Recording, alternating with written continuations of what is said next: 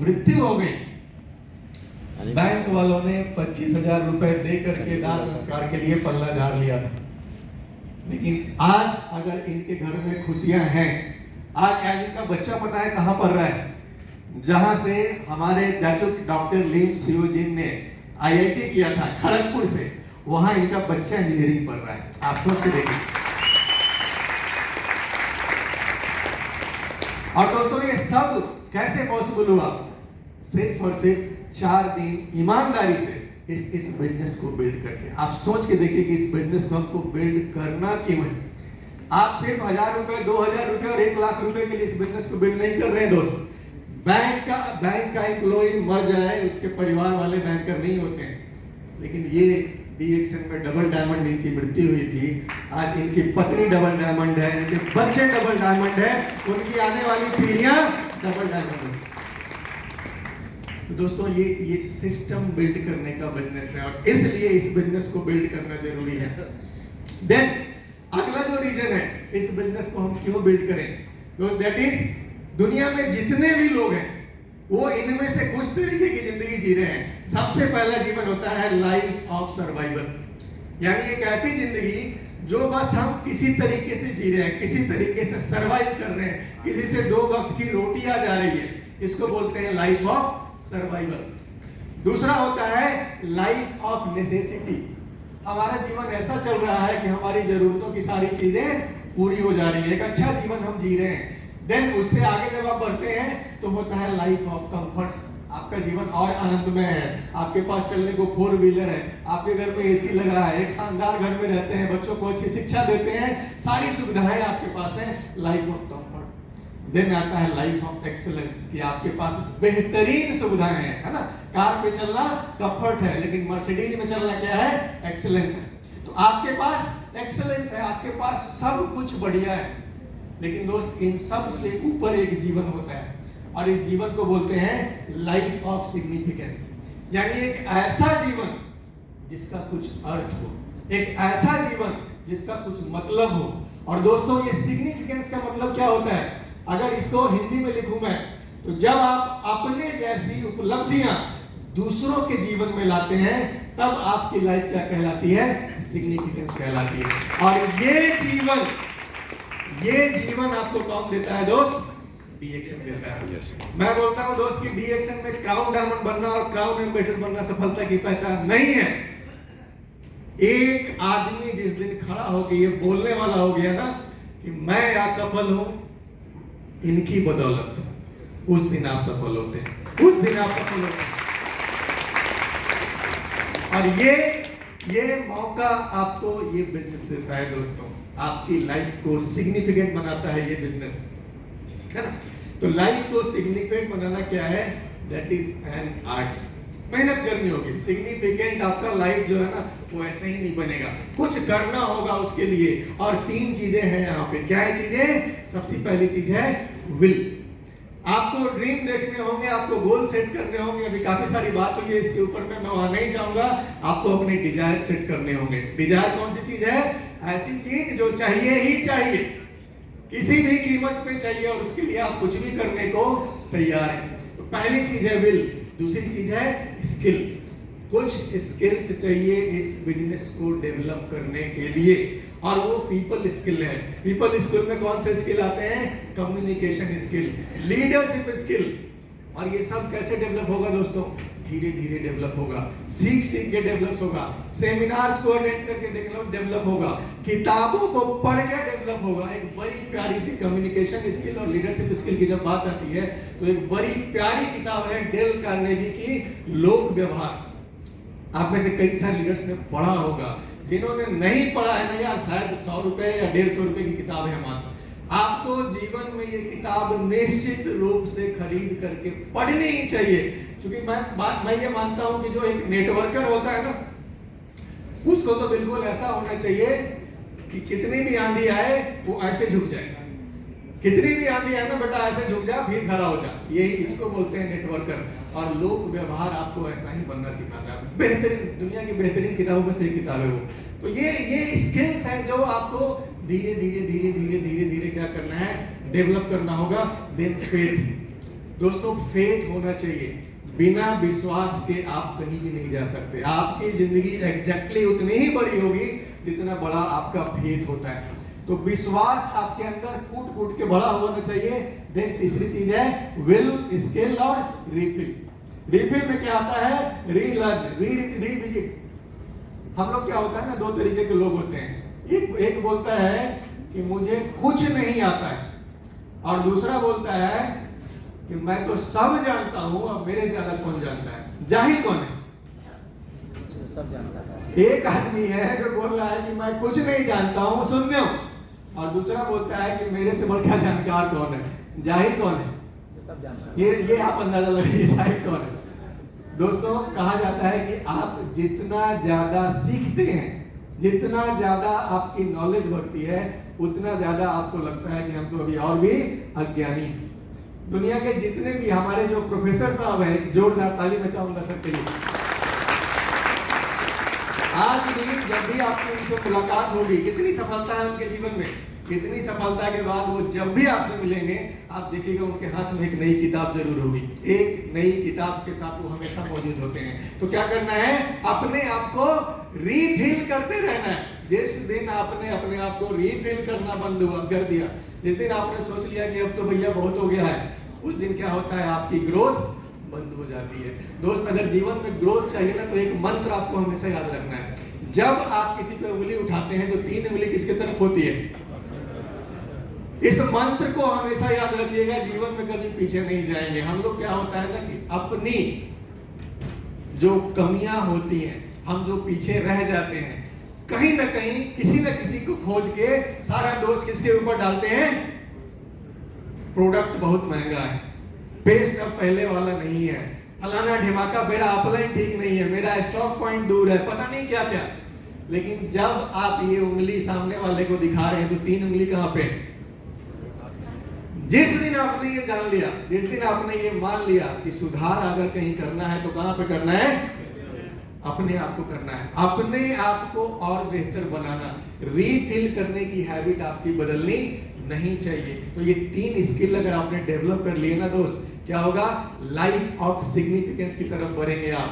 Then कुछ चीजें और हैं जिसके लिए आपको तैयार हो जाना चाहिए।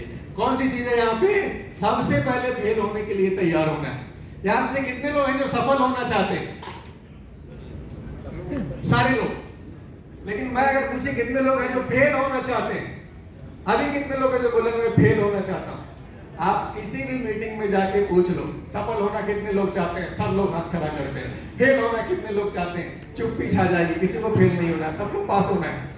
लेकिन दोस्तों पास वही होता है जो फेल होने के लिए तैयार होता है। हम लोगों ने महान वैज्ञानिक एडिसन के बारे में सुना हुआ है कि एडिसन साहब ने किस चीज का आविष्कार किया था? बल्ब। सिर्फ बल्ब का ही नहीं किया, क्योंकि बहुत सारा आविष्कार उनके नाम से। और सिर्फ आविष्कार करके छोड़ा भी नहीं, वो दुनिया के बहुत बड़े बिजनेसमैन भी थे। जी इलेक्ट्रिक्स का अगर नाम आपने सुना हो, जी इलेक्ट्रिक्स दुनिया की सबसे बड़ी इलेक्ट्रिक कंपनी, किसी कंपनी? एडिसन द्वारा डाली गई कंपनी थी।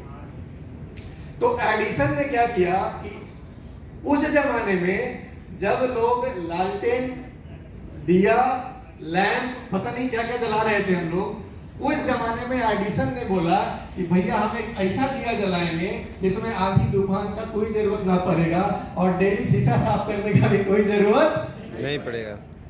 तो जब सारी दुनिया दिया जला रहा था, लैंप जला रहा था, लालटेन जला रहा था, एक पागल क्या बोल रहा है कि भैया हम ऐसा बल्ब जलाएंगे जिसमें डेली हमको बत्ती बारना नहीं पड़ेगा, शीशा साफ करना नहीं पड़ेगा।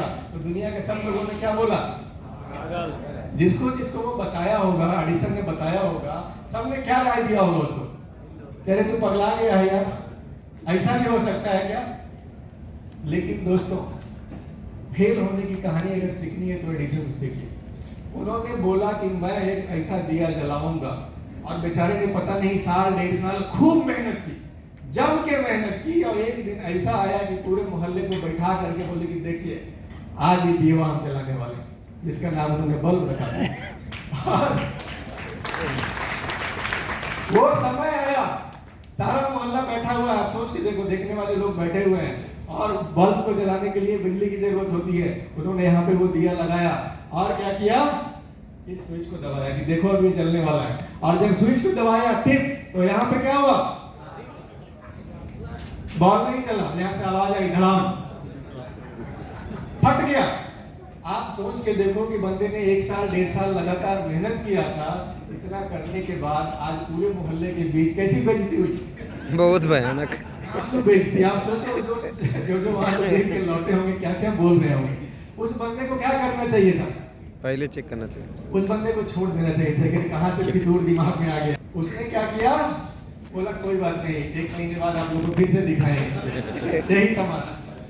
फिर से उसने 1 महीने पूरी प्रैक्टिस कर तैयारी किया और फिर से लगा दिया सेटअप और बोला कि बस अब देखिए ये बटनवा दाबेंगे और क्या होता है, दबाया टिप, क्या हुआ, फिर था। आप सोच के देखिए उस आदमी पे क्या बीत रही होगी दोस्त। 1-2 बार नहीं, एडिसन की कहानी अगर आपने पढ़ी है, सुनी है, 1-2 बार नहीं, 10 बार भी नहीं, 20 बार भी नहीं, 30 बार भी नहीं, कितनी बार, लगभग 1000 बार फेल होने के बाद में उनको क्या मिला था, एक सही बल्ब बना पाए थे, सही बल्ब जला पाए थे। तो ये क्या दिखाता है दोस्त कि क्या हम बार बार फेल होने के लिए तैयार हैं। डी-एक्शन बिजनेस में जब आएंगे ना तो ये एडिशन वाला फॉर्मूला बहुत काम आता है, क्योंकि आप एक आदमी को जाके प्लान दिखाओगे, वो क्या करेगा, आपके बॉल को उड़ा देगा धड़ाम। आपके पास अगर एडिशन वाली हिम्मत नहीं होगी तो क्या होगा, 2, 4, 10 बॉल जलाते के बाद आप मार्केट से आउट हो जाएंगे। ऐसा ही होता है लोगों के साथ में। तो हमें फेल होने के लिए तैयार होना है, हमें मिस्टेक्स करने के लिए तैयार करना है, हमें क्या करना है, रिमेन अ स्टूडेंट, एक विद्यार्थी बने रहना है। इस बिजनेस में लगातार ग्रोथ चाहिए, एक ही तरीका है, क्या है, लगातार सीखते रहिए, लगातार सीखते रहिए, सर्व करने के लिए तैयार हो जाइए दोस्तों। सेवा करने का ये बिजनेस है। कल तक आपने जितना सेवा किया है, आज उतना पैसा आपके अकाउंट में 10 या 11 तारीख को आ जाता है। अगर चाहते हैं ये पैसा और बढ़े, आज से सेवा करना, आपको क्या करना है, और बढ़ा देना। ये सेवा करने का बिजनेस है दोस्तों। देन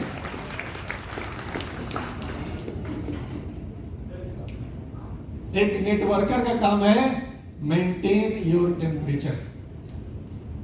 बहुत बार क्या होता है कि शाम, अभी जैसे सेठी सर बता रहे थे कि आपकी चाबी किसके हाथ में होनी चाहिए, अपने हाथ में, आपके हाथ में होनी चाहिए।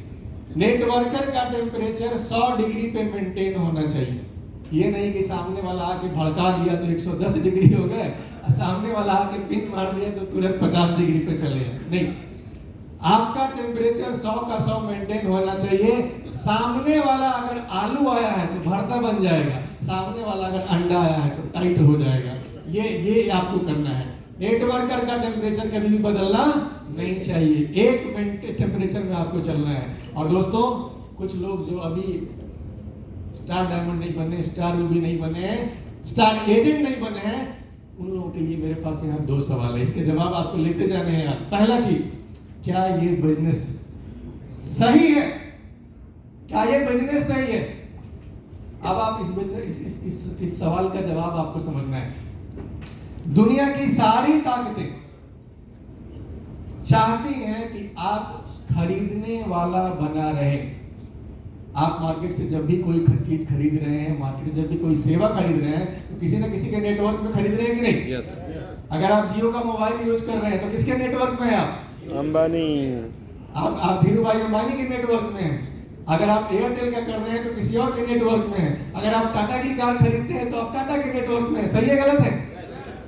तो दुनिया की हर ताकत चाहती है कि आप उसके नेटवर्क में एक खरीदार बने रहें।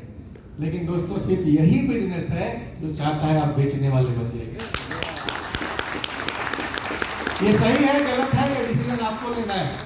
देन दूसरा सवाल आपके मन में होता है कि क्या मैं इस बिजनेस को कर सकता हूं? तो दोस्त, इस सवाल का जवाब ये है कि आप इस बिजनेस को कर सकते हैं नहीं, ये इस बात पे डिपेंड करता है कि क्या आप अर्जुन बनने के लिए तैयार हैं। अर्जुन और कृष्ण की कहानी आपको पता है। कृष्ण भगवान ने क्या दिया था? सिर्फ और सिर्फ डायरेक्शन दिया था, सिर्फ और सिर्फ रास्ता दिखाया था। उस रास्ते पे चला था कौन? अर्जुन। आपका जो अपलाइन है, आपका जो मेंटर है वो कृष्ण है, वो आपको रास्ता दिखा सकता है। चलना किसको होगा? मुझे। तो दूसरे सवाल का जवाब है ये कि क्या आप अर्जुन बनने के लिए तैयार हैं? यस। हेलो, कितने लोग तैयार हैं? यस। तो ढेर सारी शुभकामनाएं आपको देता हूं और इन्हीं बातों के साथ अपनी बातों को विराम दूंगा। Thank you so much. Thank you sir. ओहो। Thank you so much.